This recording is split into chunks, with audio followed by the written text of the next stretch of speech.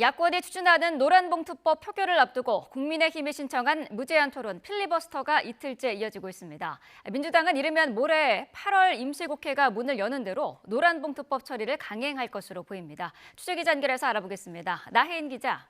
네, 국회입니다. 네, 자 이번 무제한 토론 언제까지 진행됩니까? 네, 오늘 밤 12시 자정에 종결될 전망입니다. 국회법상 필리버스터 무제한 토론은 24시간이 지나면 표결을 거쳐 강제로 끝낼 수가 있습니다. 노란봉투법 필리버스터는 어제 오후 4시 반쯤에 시작했습니다. 다만 다수당인 민주당은 오늘로 7월 임시국회 회기가 종료되는 만큼 별도로 표결 절차를 밟지 않고 자정까지 토론을 이어갈 계획입니다. 조금 전 국민의힘 김소희 의원이 4시간여 토론을 마치고 발언대에서 내려왔고 지금은 조국혁신당 김선민 의원이 노란봉투법 찬성 토론을 이어가고 있습니다. 노란봉투법은 하청 노동자에 대한 원청의 책임을 강화하고 파업 노동자에 대한 기업의 손해배상 청구권을 제한하는 내용을 담고 있습니다. 하지만 국민의힘은 이 법을 불법 파업 조장법이라고 규정하고 국회는 파업 조장 대신 노동자가 파업하지 않아도 되는 현실을 만드는 데 집중해야 한다고 주장했습니다. 이에 야당은 우리나라가 노조의 활동을 범죄화한다는 국제노동조합총연맹의 평가 등을 인용하면서 정부와 여당이 기업의 이익만을 우선하고 있다고 맞받았습니다.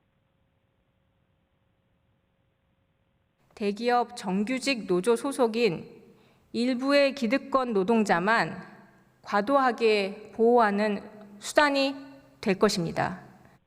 글로벌 스탠다드를 핑계로 오히려 노동자들의 권리를 더욱 제한하고 기업의 이익만을 우선시하는 정책들을 추진하고 있습니다.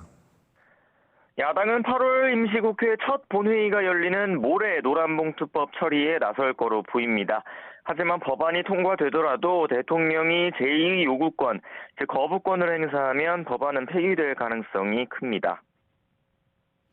네, 민주당 전당대회 소식도 알아보죠. 이번 주말에는 호남 지역 경선이 진행되죠? 네, 오늘은 전북, 내일은 광주와 전남에서 순회 경선이 치러집니다. 민주당의 전통적 지지 기반인 호남 지역 권리당원은 41만여 명으로 앞서 경선을 마친 10개 지역 28만여 명을 합친 것보다 훨씬 많습니다. 그만큼 승부처로 꼽히는데 이재명 후보가 90% 넘는 누적 득표율을 기록한 당대표 선거보다는 5명을 뽑는 최고위원 경선에 더 관심이 쏠리는 분위기입니다. 초반부터 1위로 치고 나간 원외 정봉주 후보를 4선 김민석 후보가 3천여 표 차로 따라붙고 있습니다.